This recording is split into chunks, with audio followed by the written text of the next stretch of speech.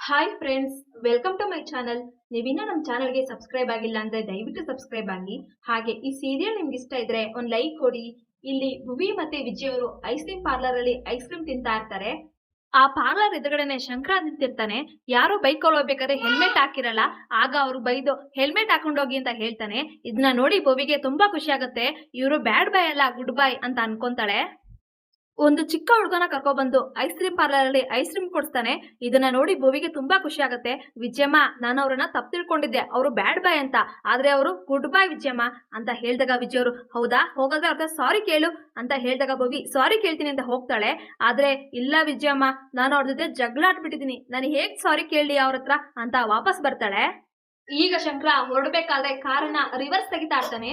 ಇದೇ ಸಮಯಕ್ಕೆ ಗೌರಿ ಕಾರ್ ಬಂದು ಶಂಕರನ್ ಕಾರ್ಗೆ ಡಿಕ್ಕಿ ಹೊಡೆಯುತ್ತೆ. ಈಗ ಶಂಕರ ಯಾವನ್ನ ಅವನು ಇಳಿಲ್ಲ, ನನ್ ಕಾರ್ಗೆ ಒಂದು ಡಿಕ್ಕಿ ಹೊಡಿತೀನಲ್ಲ ಅಂತ ಹೇಳಿದಾಗ ಡ್ರೈವರ್ ಕೆಳಗಡೆ ಹೇಳ್ತಾರೆ, ಸರ್ ಸರ್ ನಿಮ್ ಕಾರೇ ಸರ್ ಹಿಂದೆ ಬಂದಿದ್ದು, ನಾನೇನು ಮಾಡಿಲ್ಲ ಸರ್, ಸಾರಿ ಸರ್ ಕ್ಷಮಿಸ್ಬಿಡಿ, ಡಿಸಿ ಕಾರ್ ಸರ್ ಇದು, ಹಾಗೆಲ್ಲ ಮಾತಾಡ್ಬೇಡಿ ಅಂತ ಹೇಳಿದಾಗ ಶಂಕರ ಅವರು ಡಿಸಿ ಆದ್ರೆ ಏನಿಲ್ಲ, ಯಾರಾದ್ರೆ ಏನು ಅಂತ ಹೇಳ್ಬೇಕಾದ್ರೆ ಗೌರಿ ಶಂಕರನ ನೋಡ್ಬಿಡ್ತಾಳೆ. ಈಗ ಗೌರಿ ಆ ಕಾರ್ ಇಳ್ದು ಬೇರೆ ಕಡೆ ಹೋಗ್ಬಿಡ್ತಾಳೆ. ಈಗ ಶಂಕರ ಆ ಕಾರ್ ಡೋರ್ನ ಓಪನ್ ಮಾಡ್ತಾನೆ, ಆದ್ರೆ ಅಲ್ಲಿ ಗೌರಿ ಇರೋದಿಲ್ಲ.